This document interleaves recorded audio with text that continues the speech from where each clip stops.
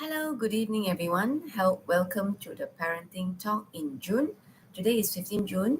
I'm going to talk about critical thinking and problem solving skills for in parenting. I'm Carmen Lu. So, I'm going to provide you with practical tips to guide the young hearts and motivate them effectively. So, who am I? Let me briefly introduce myself. My profession is a communication and leadership coach. I'm a certified relationship consultant of LPPKN under Malaysia since 2001. I'm a licensed NLP practitioner, a public speaking practitioner, and I provide services like corporate trainings, public talk, private coaching as well. So my topics of training mainly is on personal branding, communication, and leadership. And I have married for 23 years, and I have a 21-year-old godson and an 18-year-old daughter.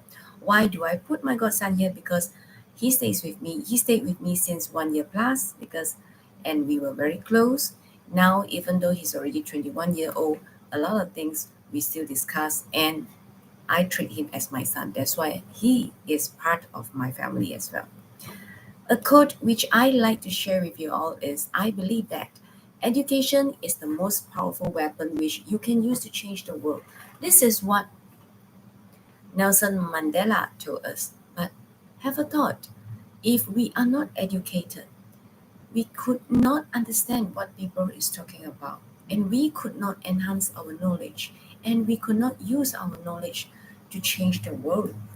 Especially now after the pandemic, everyone is looking for different lifestyle, different working style, different communication style, and we have to adapt very agilely to the change of the world.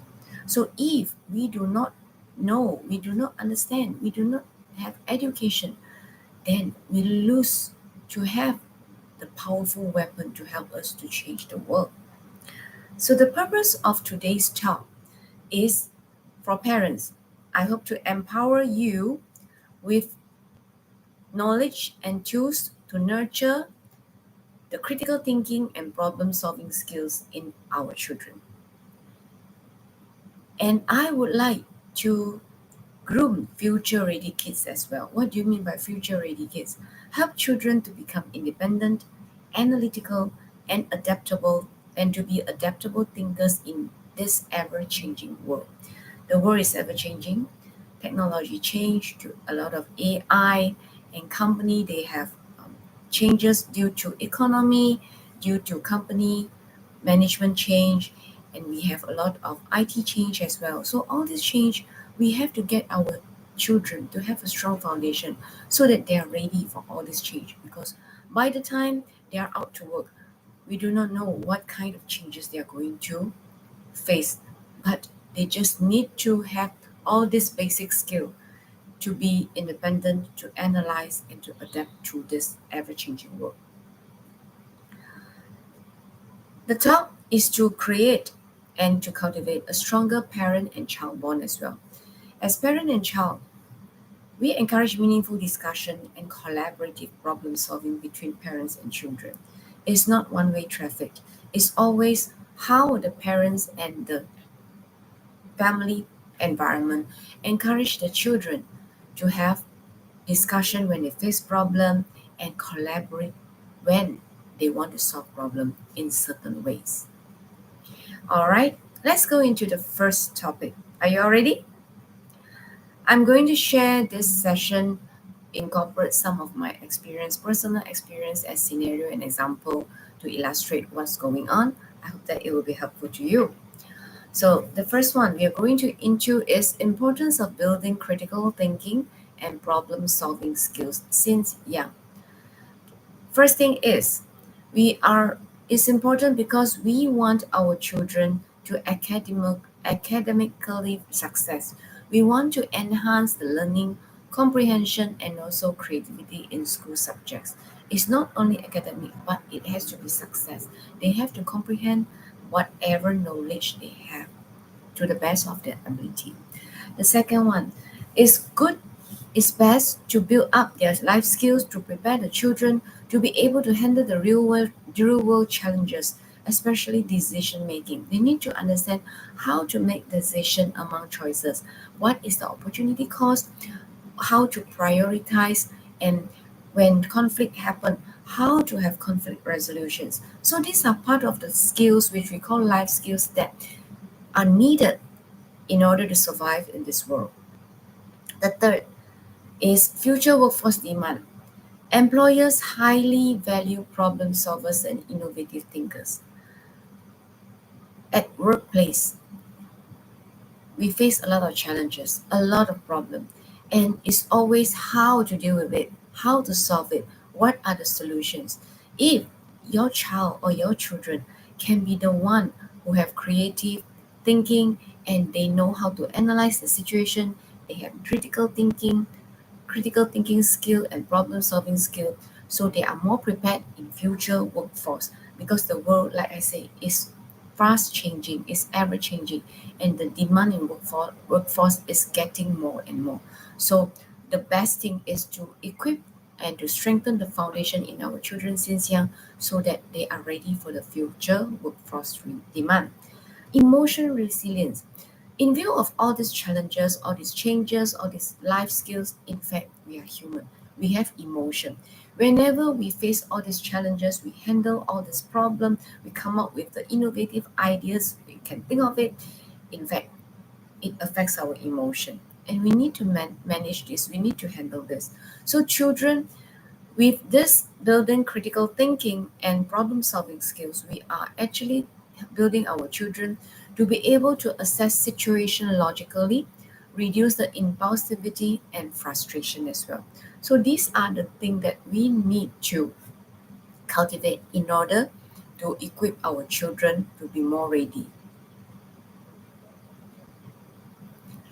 Confidence and independence. We have to encourage self-reliance as children learn to evaluate options and make decisions.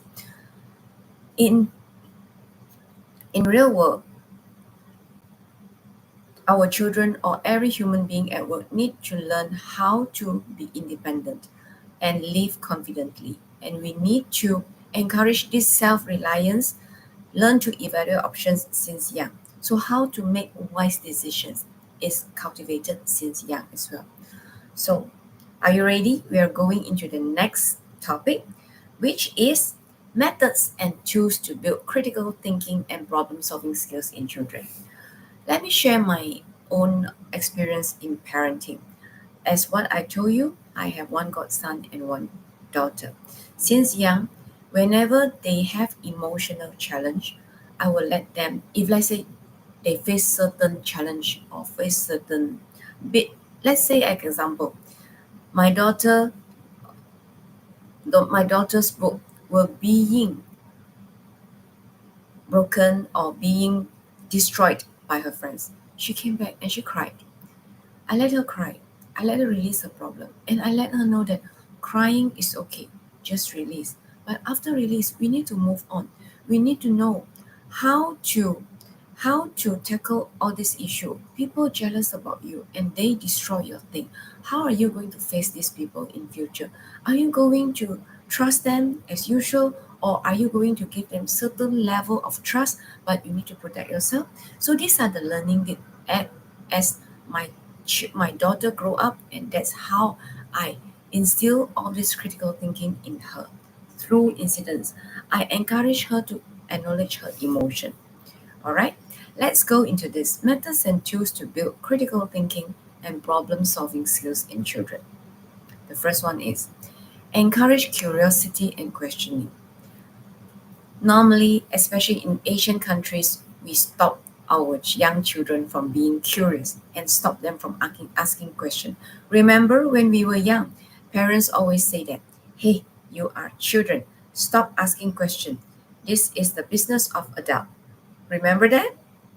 Yes, this is what happened to us, but I do not encourage that. So that's why my two children, when since young they were brought up, I encourage them to ask questions. Even though when I do not understand how to answer them, I will still tell them, I'm sorry, I need to find the answer for you. You ask until mommy cannot answer your question. So this I admit my shortfalls. So encourage them to ask open-ended questions. Open-ended questions means You ask them and then let them think. Instead of asking questions, is let them answer yes or no. Example, do you feel hurt after this incident? It's either yes or no, or they keep quiet if they feel. But if you ask them, how do you feel after you know that your friends destroyed your books? She may think for a while, or she then say that I feel very sad. My heart feel very pain because I love books and they are destroying my thing. And this make me feel that I do not know how to handle it, mommy. So they may tell you all these things. So these are the response from your children that you can gauge that actually how deep is the hurt, what level disappointment she is having. All right. So example, why do you think that happens? Yeah, you can ask them. Maybe they feel that people is jealous of me. Maybe people doesn't like me. And these are all the things that we ask triggering questions. Make them to think. Make them to develop the critical thinking. All right. Next, you can we can simulate situation with what if scenario. What if those books you kept it in your cabinet in the school with a lock, and people they won't open it, and then this may reduce the happening of this. You may ask this question because the what if scenario is to trigger the mind to think, so that develops the critical thinking as well. And then the example is what could you do differently next time. This is the part that tell them guide them to do decision, to make decision. What can you do differently? And it's part of critical thinking as well, right? So what are the things that we can help them to manage? Besides this, we need to have asking guide them to answer as well. Some children, they may not know how to respond to all these open-ended questions. So when we ask them and we see that they find difficulties, you should further ask guiding questions as well. So for example, if my daughter doesn't know how to answer that, I may ask her, so do you feel uneasy or sad or somehow, what is your feeling? So guide them. What is your feeling? Let her express. And especially young boys, I find that little boy may face issue in expressing, some boys. So guide them as well, and especially those introverts, they may need more guidance on that. All right. So first thing is to encourage curiosity and questioning. Now the second tools and method is problem solving framework. Okay, what is a problem solving framework? That means we as an adult, we know what is a problem solving framework and we guide them using this method. This method is called ideal method. What do I mean by ideal method? Let me walk through with you. I stands for identify the problem. D stands for define possible solutions. E stands for evaluate options. A stands for act on the best choice, and L, look back and learn. Okay, so how to apply this? First thing, take back the scenario of my little girl. Identify the problem. So if she come back with cry, then you say, okay, what is the problem? She said, my friend destroyed my books and my exercise book. I don't like that. I love all my books. Now, then you define the solutions, possible solutions. So what can you do differently? Do you mean that next time you have to keep it at home, or you need to request the school to have a lock at the cabinet so that you keep the books there? Is there any arrangement for that? And maybe you want to raise this to the teacher. This may be one of the possible solutions. Okay. Then after sharing with her a few possible solutions, we have to guide them to evaluate the options. Okay, if you tell teacher, what will the teacher say? If the teacher say yes, so are you going to bring a lock there? No. The second method is you want to bring it back everything, even though the teacher say that can help you. So will it burden you if you want to bring the book every day to school? Will it trouble you? Will it be a burden to you because you have to carry such a heavy bag and climb to third floor or climb to second floor of the classroom. So all this you have to highlight to your child on possible options or possible challenges or solutions if you choose that options. Okay. Then A, act on the best choice. That means, let's say we you evaluate together with him or her, then you come out that the best thing is to inform the teacher first. Let's see what the teacher said. Okay, that may be the best choice. So act on it, and tomorrow remind him or remind her that go to school and tell the teacher about this if you haven't told the teacher.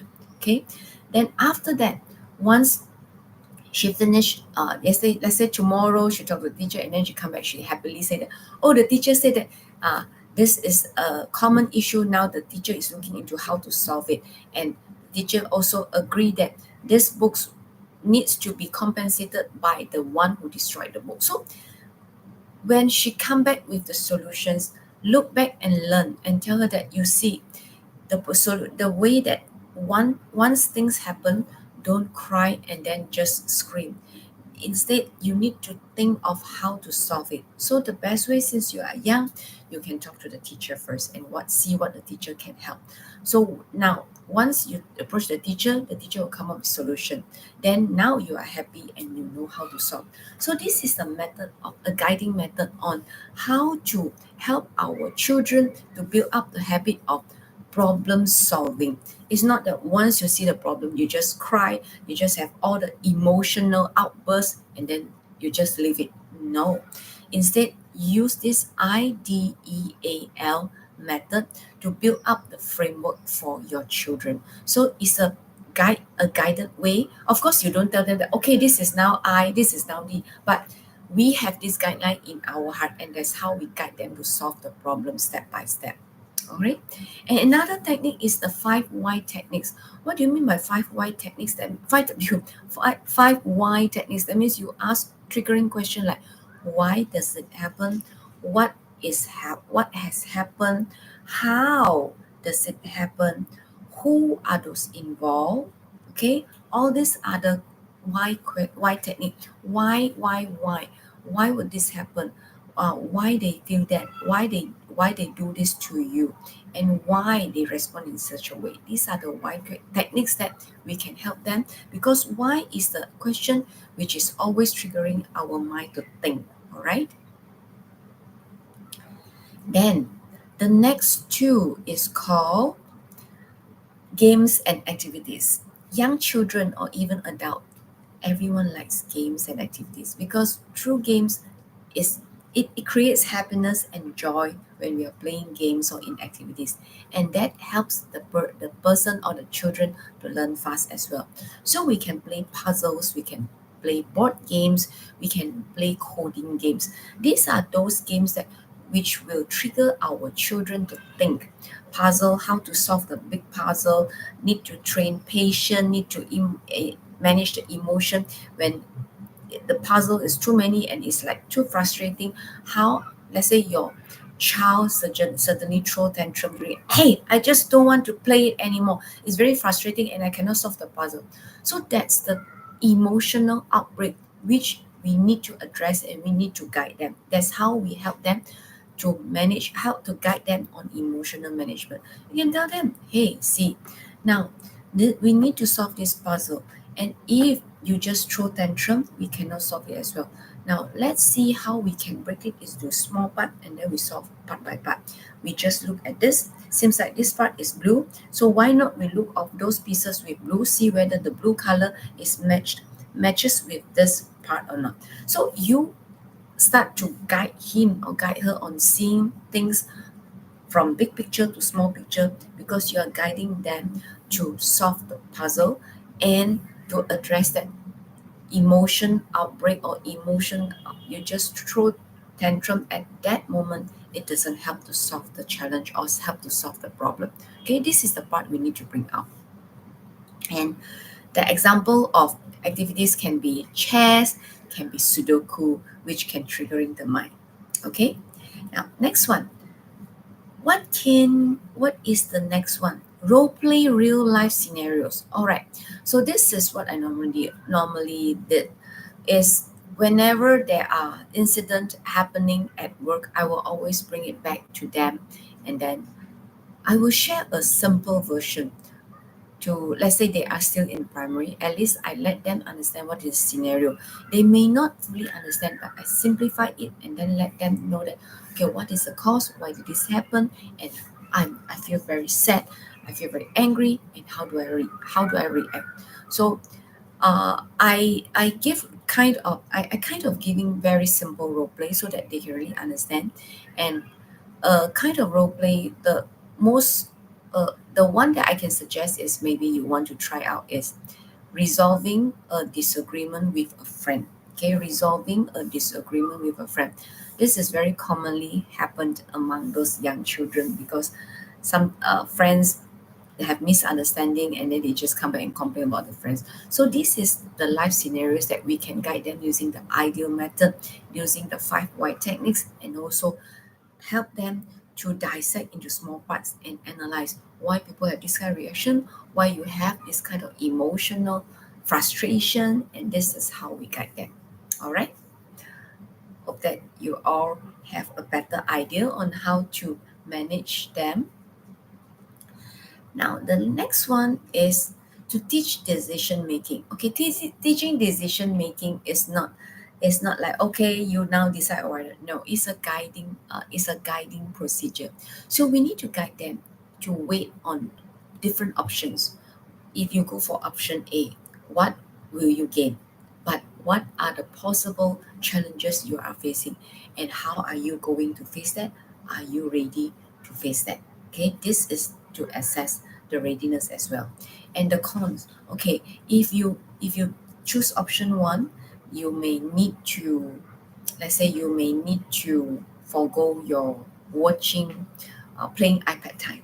Yeah, then he will start think, oh, that maybe I need to compromise this in order to have my homework done, or I cannot throw tantrum because tomorrow my teacher needs my homework already, so I have to forgo, because it's too much homework, so I have to forgo my playing iPad time. So you have to teach them to make decision making, rather than tell them that, no, now you have to settle your your homework. If not, then you cannot, because it's your homework or whatever. It is rather, it's not advisable to be hard and harsh, because once these things expressed without reasoning, it will affect their emotion.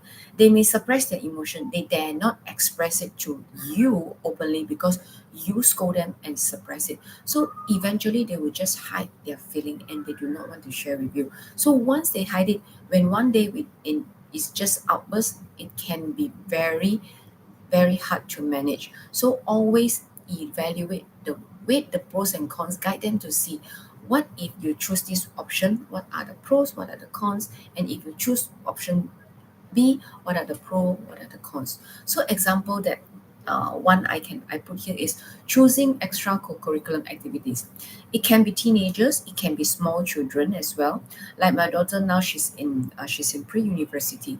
In fact, when she's choosing the extra co-curriculum activities, she told me, yeah, I think of choosing judo, and I also think of having yoga, and I also want to go for swimming. But I told her, do you have so much time? You need to juggle with your assignments, your study time as well, and then your rest time.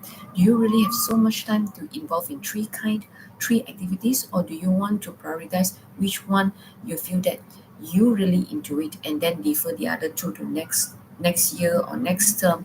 So this is how we guide them to make decision, weighing the pros and cons, taking into other consideration, like what I told her state of energy, whether she has enough rest or not, because this may affect health. So these are the things that we need to highlight and let them understand.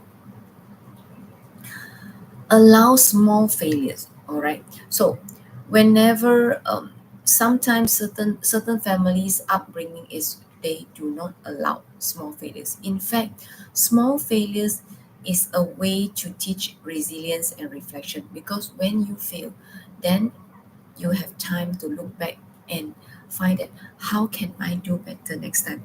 what have I done wrong this time? And it's okay, I can do it again. The next time I learn from my first failure and then I apply what I should do, what I can improve in the second time.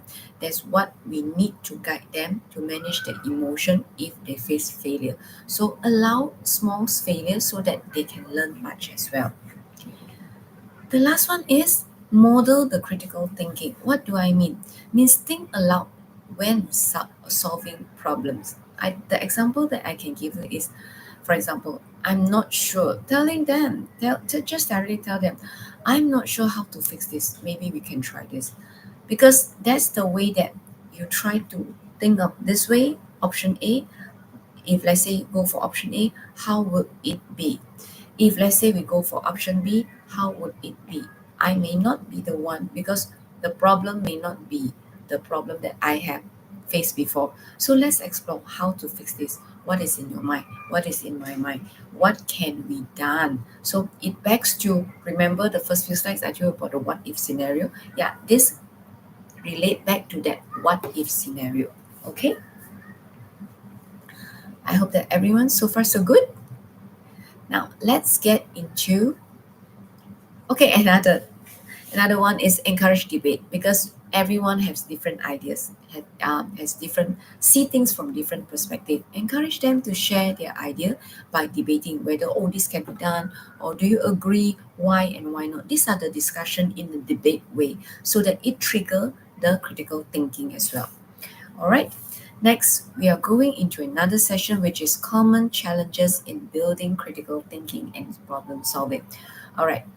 I have shared with you the methods and tools. In order to apply these methods and tools, it involves challenges as well. And some of the challenges is because of the parents, some is because of the children, and some involve in our emotional challenge as well. So let's have a look.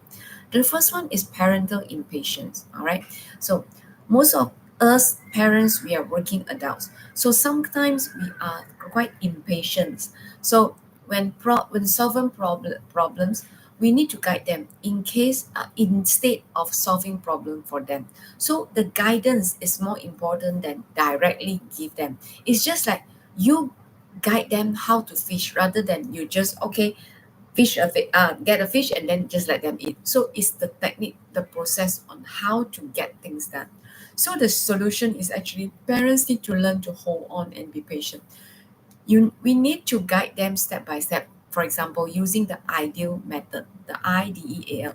When you guide them, it may just start at certain level, and maybe this child just cannot think of any option. So you need to have a lot of guiding questions. And sometimes I can tell you, certain issue can just take up 1 or 2 hours. I did that before, I know, but I know that I have to do that in order to cultivate a strong foundation in my children. So I spend time on all this thing. So that's why parents, please learn to be patient, guide them through so that they can really learn to hold on. Next, the second challenge is over-structured schedules. All right, we are adult, so we thought that we had to be very structured, but we have to remember that these are young children. If we limit their free outplay time, and is actually limiting their independent thinking, because when they are playing by their own, when they have free time, their mind is relaxed, so they can think of certain thing, or think back, just now mommy said what is it, and how mommy teach me to handle this. And that's the time that they have their self-reflection. So this is the best time for them to reflect and learn as well. So the solution is to discover your child's request from moments on himself or herself. When they say that I feel too tired, I want to rest. Okay, let them rest. You can just tell them that okay, you rest for 1 hour, then come back here. At least have your free time so that you can relax. Because if you allow them to have the free time, and they have the time, they have to time for themselves. Like what I say here, you can allow their me time, not to take care what they do during that me time. So you just let them be themselves. Don't care what they do, as long as they are safe. That is always my principle. As long as they are safe, I don't care what they are doing. And of course, I will observe from far what they are doing, because I don't want them to deviate as well. So that's what I did when they were young, but now no more. And now even though I meet them, stay together, it's just like, hey, what apps are you doing here? Are you playing with? I'm not into this. Maybe you want to share with me. So this is what I allowed the me time to help them to uh, have a free space to reflect, so that uh, don't have overstructured schedules for them. All right. The next challenge is fear of mistakes. This is more on children. Some children, uh, even though, okay, let's share my experience. I still remember my godson, he's my nephew. When he come back, he told me that, oh, the teacher punished his friend because he says something wrong. So this actually impacted him, because at home I just allow him to express freely, and I will guide him on, is, let's say you think this way, it may trigger people think that you may not be a good boy or whatever. I will guide him on all this. But a lot of family, or even at school, some teachers, they will punish once the children, they make mistakes or say something wrong. So if, let's say, this kind of fear is created in the children, so the children may avoid challenges because of fear of failure. So if you have your children have this kind of fear, we have to help them to solve this. The solution is actually, we have to gradually guide the children to shift focus to view the fear as a must thing in learning. It's just a learning experience. So the fear is not something which is very triggering, it's a learning process. We have to tell them that when you have the fear, it's okay to have the fear, but you need to know that the mistake is actually a learning process. You have to assure them and tell them how to learn from mistake. It's back to a few points that I shared with you just now. It's the guiding method on how to change their perspective.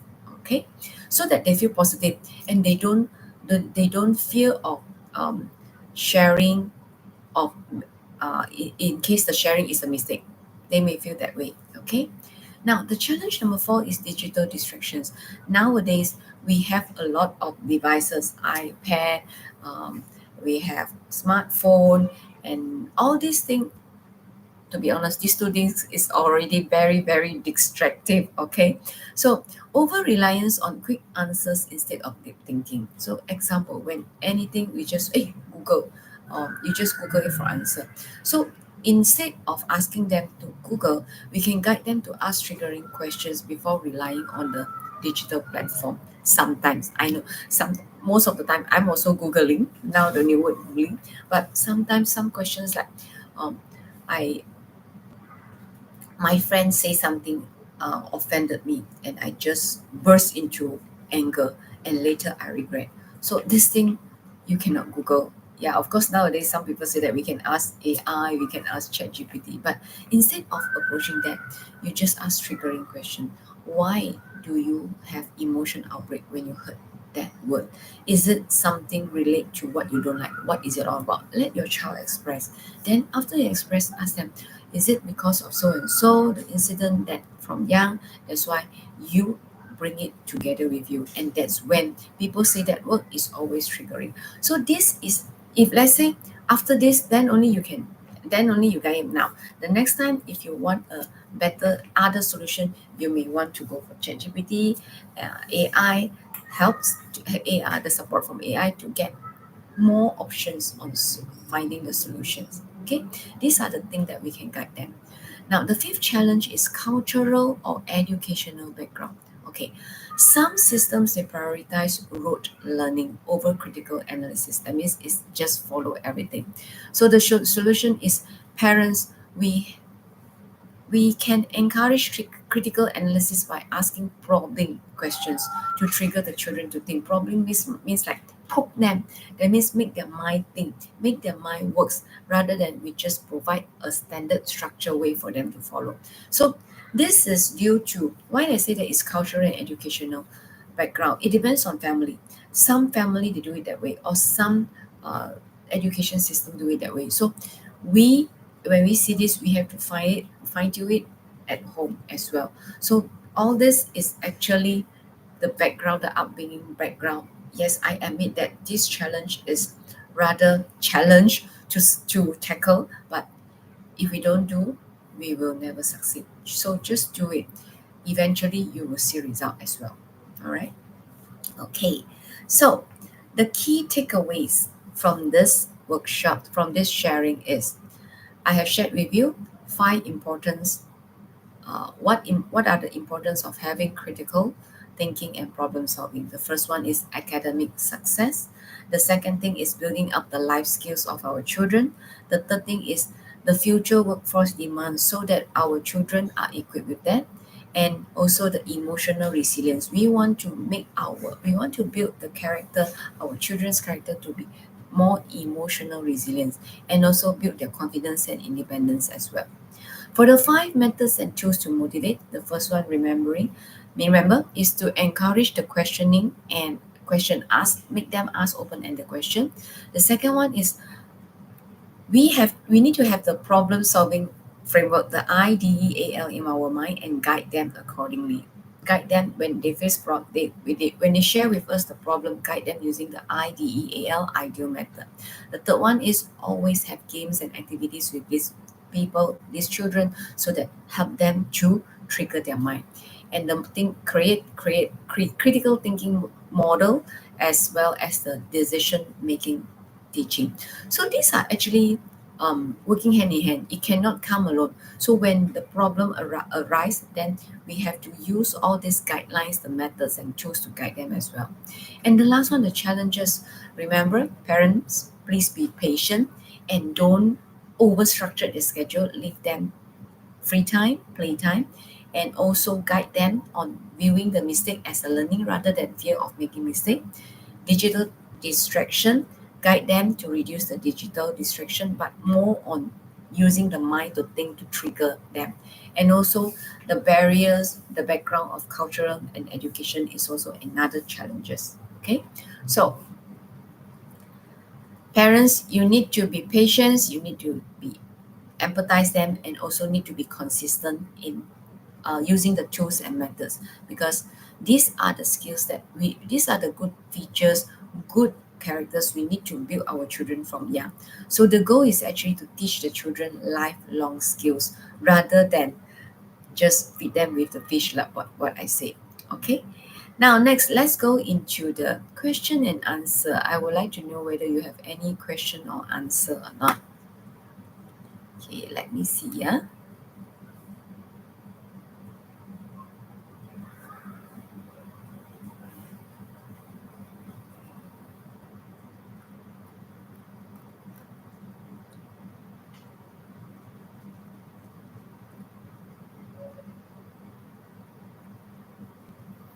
Okay, I received the first question. My child gets frustrated easily. Okay, my child gets frustrated easily when solving problems and gives up quickly. How can I help? First thing, what I suggest is normalize the struggle, acknowledge it. It's okay to feel stuck. That's how our brains grow. So make him understand that he is normal.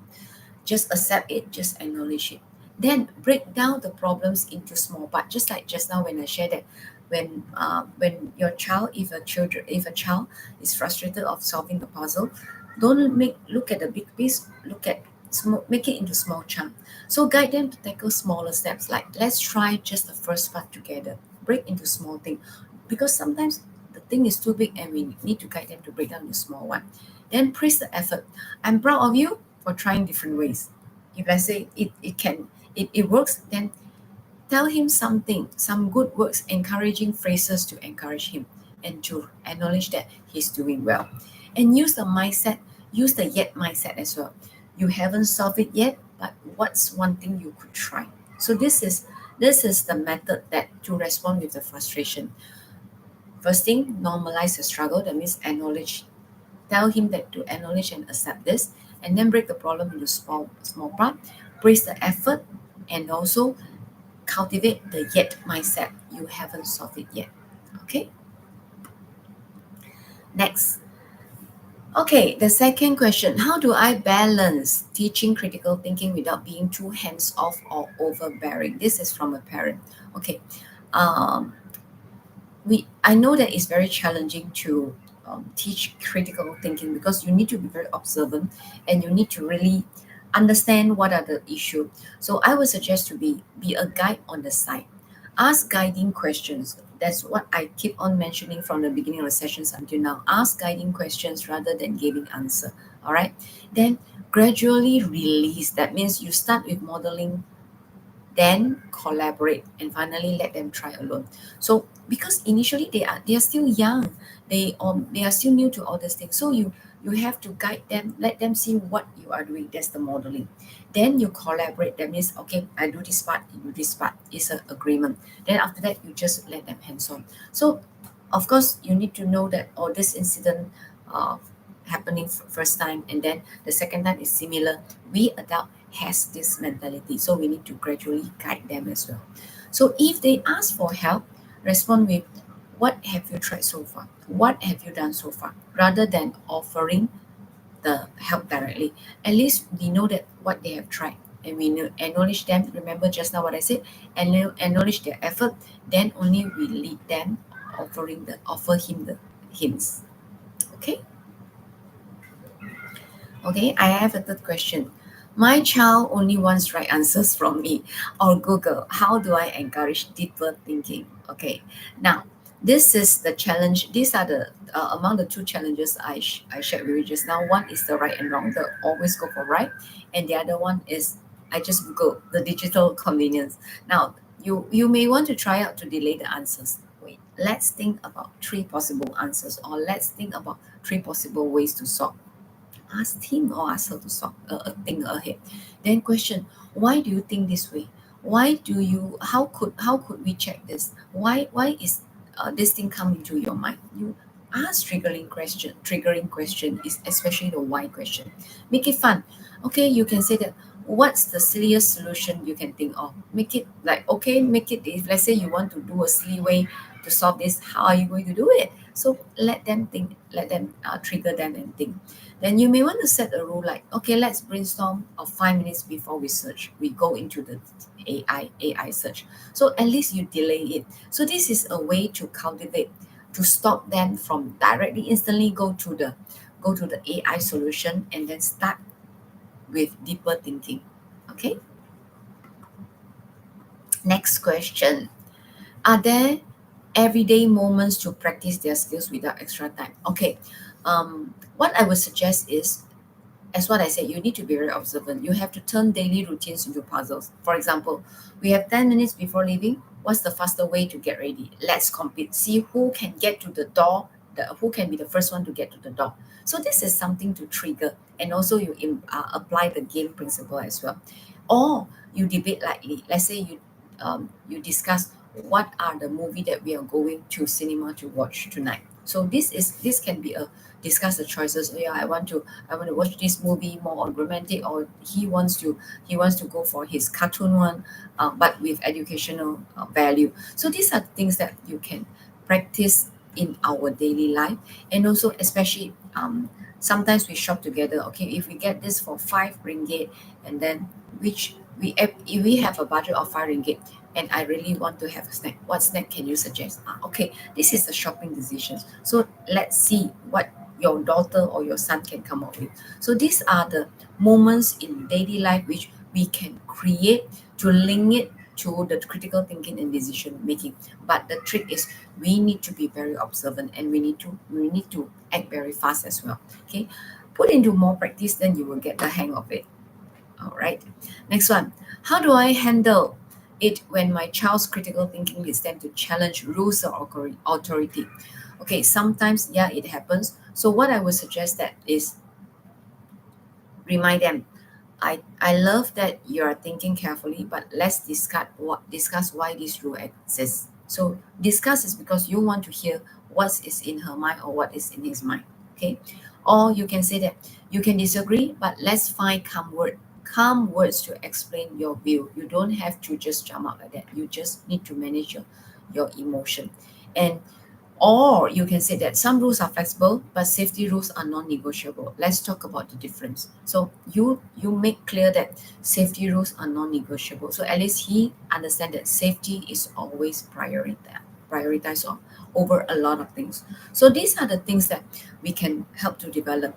Yeah, I know it's kind of challenging because I from the response from the question you asked, I can see that yeah, is you can really think that wow, how should I start practicing all this in fact it's not hard, it's just that you need to put this into practice. So there is one task which I would like you to start practice if you haven't have all this habit. Start with one thinking question per day. That means let's before the end of the day, ask your child one open-ended question that makes them pause and think. For example, what would you do if this thing happened, or why do you think character in that show made that choice, or how do you solve this if you couldn't use this way of solution. So opening these are the open-ended questions which you let your child or let your children to think. So start with one thinking question per day so that you guide them to think as well. And observe how they respond, guide them with what else, tell me more, but resist giving answers. That's the trick. Because we tend to give a lot of answers when they are young, but when we want to cultivate this decision making and critical thinking skill, we need to really trigger them. So this tiny habit builds critical thinking muscles over time. It has to be done over some time. Okay. So the ultimate goal is the children who ask the right question, train them to ask the right questions and persist in finding solutions. This is very important because they can manage their emotion and they understand how to have critical thinking and decision making. This will help them in the persistence in finding solutions rather than they just give up halfway. So if you want to raise a child who always get the right answer, I'm sorry to tell you that it's a no way. All right. So remember, our ultimate goal is to raise our children and guide them to ask the right questions and persist in finding solutions even they face challenges. It's not that oh I face challenges then I withdraw myself. Okay. All right, it's coming to the end of the session. Let's update. The coming upcoming lessons will be time management and self-discipline. So I hope to see you again next session and I will share you more tips on time management and self-discipline. Thank you so much for your time and happy evening. Bye-bye.